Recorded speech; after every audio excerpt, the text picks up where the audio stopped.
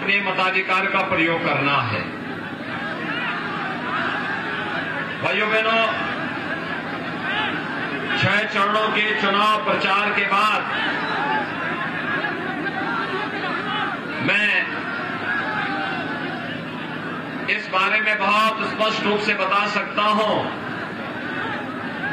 कि जो रुझान अब तक चुनाव के आए हैं, ये रुझान बताते हैं कि भारतीय जनता पार्टी प्रचंड बहुमत के साथ उत्तर प्रदेश में अपनी सरकार फिर से बना रही है और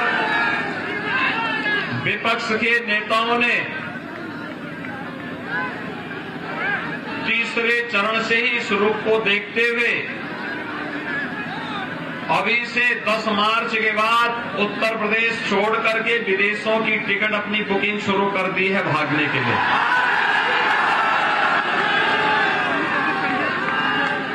सातवें चरण में आप भारतीय जनता पार्टी को अच्छी सीटें दिलाते हैं तो भाइयों बहनों, केवल सरकार बनेगी ही नहीं, एक दमदार सरकार बनेगी। और दमदार सरकार का मतलब क्या होता है? आपसे ज्यादा या किसी से छुपा हुआ नहीं है। भाइयों बहनों, और आई में मुझे कई बार आने का अवसर प्राप्त हुआ।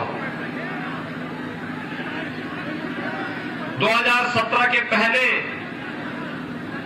जो सरकारें प्रदेश में थी, उन सरकारों की कार्य पद्धति को भी आप सबको नजदीक से देखने का अवसर प्राप्त हुआ होगा। और 2017 के बाद जो सरकार प्रदेश में आई है, उसकी कार्य पद्धति भी आप सबके सामने है। मैं आपसे जानना चाहता हूं, क्या 2017 के पहले भड़ोई जनपद में औराई में क्या बिजली मिल पाती थी आप लोगों को? आज तो आ रही होगी ना। बिजली में कोई भेदभाव तो नहीं होता है, सबको बिजली, पर्याप्त बिजली है ना। मोबाइल फोन चार्ज कराने के लिए दूसरे गांव में तो नहीं जाना पड़ता है। भाइयों बहनों, 2017 के पहले प्रदेश में जो सरकारें कार्य करती थी, वे बिजली देने में भी भेदभाव करती थी। हमने तो सबको बिजली, पर्याप्त बिजली दी। श्री दीनानाथ भास्कर ने जिन जिन गांवों में विद्युतीकरण के लिए कहा, वहां भी विद्युतीकरण का कार्य हो गया। और जिन गरीबों के पास बिजली का कनेक्शन लेने की क्षमता नहीं थी, उन्हें फ्री में भी बिजली के कनेक्शन उपलब्ध करवाने के काम पूरे जनपद में करवाए गए। भाइयों बहनों, 2017 में सरकार बनी। सरकार अभी 3 साल काम की ही थी कि सदी की सबसे बड़ी महामारी कोरोना ने पूरी दुनिया को अपनी चपेट में ले लिया। कोरोना कालखंड में प्रधानमंत्री मोदी जी के नेतृत्व में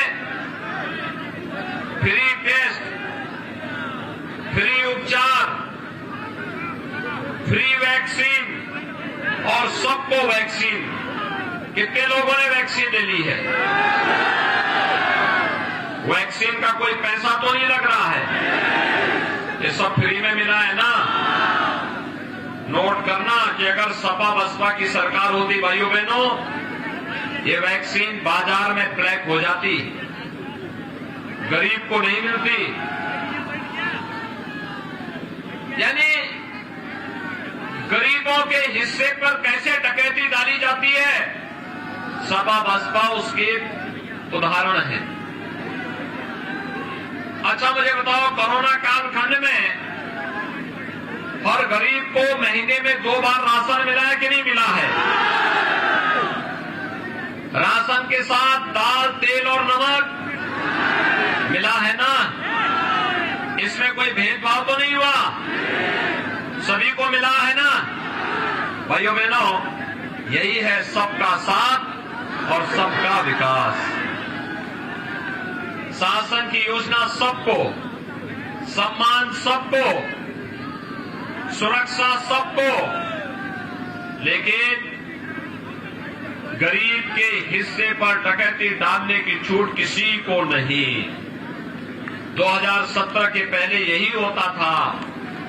ये जो आज राशन हम दे रहे हैं, ये जो दवा दे रहे हैं भाइयों बहनों, 2017 के पहले इन योजनाओं पर, इन्हीं योजनाओं पर 2017 के पहले डकैती पड़ती थी, राशन सपा बसपा के गुर्गे खा जाते थे, गरीब देखता रह जाता था। और आज इसीलिए हम लोग आए आपसे कहने के लिए, अभी तो ये झलक है, 10 मार्च के बाद जब सरकार बनेगी, उज्ज्वला योजना के हर लाभार्थी को साल में दो बार फ्री में होली और दीपावली को फ्री में रसोई गैस के सिलेंडर भी उपलब्ध करवाए जाएंगे। बेटी और बेटे में भेद न हो। हमने 2017 में मुख्यमंत्री कन्या सुमंगला योजना प्रारंभ की थी। इस योजना में बेटी के जन्म लेने से लेकर के स्नातक तक पढ़ाई के लिए 15,000 रुपए दिए जाते हैं। हमने तय किया है अब बेटी के लिए इस राशि को बढ़ा करके 15,000 से बढ़ा करके 25,000 रुपए करने का काम सरकार करेगी। सामूहिक विवाह योजना, गरीब बेटियों की, कन्याओं की शादी के लिए सरकार 51,000 रुपए की कन्यादान के लिए अनुदान देती है। और भाइयों बहनों, 10 मार्च के बाद जब सरकार आएगी तो अगले 5 साल के अंदर इस राशि को बढ़ाकर 51,000 से बढ़ा के 1 लाख करने का कार्य सरकार करेगी। कॉलेज जाने वाली मेधावी बेटियों को, कॉलेज जाने वाली मेधावी बेटियों को भाइयों बहनों स्कूटी भी प्रदान करने का कार्य सरकार करेगी। अन्नदाता किसान जिन्होंने ट्यूबवेल का कनेक्शन लिया है, बिल देते हैं, अगले 5 साल में व्यवस्था करेंगे किसी अन्नदाता किसान को बिजली का बिल न देना पड़े, उन्हें फ्री में बिजली के लिए, सिंचाई के लिए पानी मिल सके। नौजवान, हमारा नौजवान जो हमारी ऊर्जा और प्रतिभा का प्रतीक है, 5 साल के अंदर 5 लाख नौजवानों को नौकरी दी, 2 करोड़ नौजवानों को रोजगार और स्वतः रोजगार के साथ जोड़ा गया। वर्तमान में 1 करोड़ नौजवान को टैबलेट और स्मार्टफोन देने का काम हम कर रहे हैं। भाइयों बहनों, सपा बसपा ने इसकी शिकायत की है चुनाव आयोग को। हमने तय किया है कि कितनी भी शिकायत करेंगे, 10 मार्च के बाद अगले 5 साल के अंदर 2 करोड़ नौजवानों को टैबलेट स्मार्टफोन देंगे और डिजिटल एक्सेस भी फ्री में देंगे। अगले 5 साल के अंदर हर परिवार के एक सदस्य को नौकरी, रोजगार अथवा स्वतः रोजगार के साथ जोड़ने का काम भी सरकार करेगी।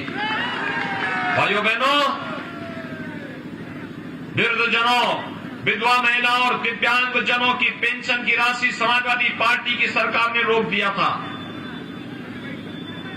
300 रुपए पेंशन मिलती थी उनको, हमने उस राशि को बढ़ा करके 12,000 रुपए सालाना किया है। और हमारा प्रयास है अगले 5 साल के अंदर इस राशि को 12,000 से बढ़ाकर के 18,000 रुपए सालाना मिलनी चाहिए। भारतीय जनता पार्टी सबका साथ, सबके विकास के भाव के साथ कार्य करती है। और भाइयों बहनों, भारतीय जनता पार्टी की सरकार के कारण ही आज भदोही के कालीन उद्योग को फिर से वैश्विक मंच पर मान्यता मिलती हुई दिखाई दे रही है। भदोही विकास की प्रक्रिया के साथ आगे बढ़ रहा है और विकास की इस प्रक्रिया के साथ जोड़ने के लिए आज मैं आपके पास आया हूं। हमने 5 साल पहले जो कहा था, प्रधानमंत्री मोदी जी के नेतृत्व में उन कार्यों को करके दिखाया। हमने कहा था अयोध्या में राम मंदिर का निर्माण होगा, आज अयोध्या में राम मंदिर का निर्माण होगा। भाइयों बहनों, समाजवादी पार्टी परेशान है। वो कहती है कि विकास का इतना पैसा कहां से आया है। मैंने कहा तुम चाहते तुम्हारे समय में भी विकास हो सकता था, लेकिन भाइयों बहनों, उनके समय में विकास नहीं होते थे, दंगे होते थे, अराजकता फैलती थी, गुंडागर्दी फैलती थी, विकास की योजनाओं में डकैती पड़ती थी, गरीब को राशन नहीं मिलता था, गांवों को बिजली नहीं मिलती थी, हर व्यक्ति परेशान रहता था। लेकिन भारतीय जनता पार्टी की डबल इंजन की सरकार ने अपने कार्यक्रमों को जिस मजबूती के साथ आगे बढ़ाने का काम किया है, आज वह किसी से छुपा हुआ नहीं है।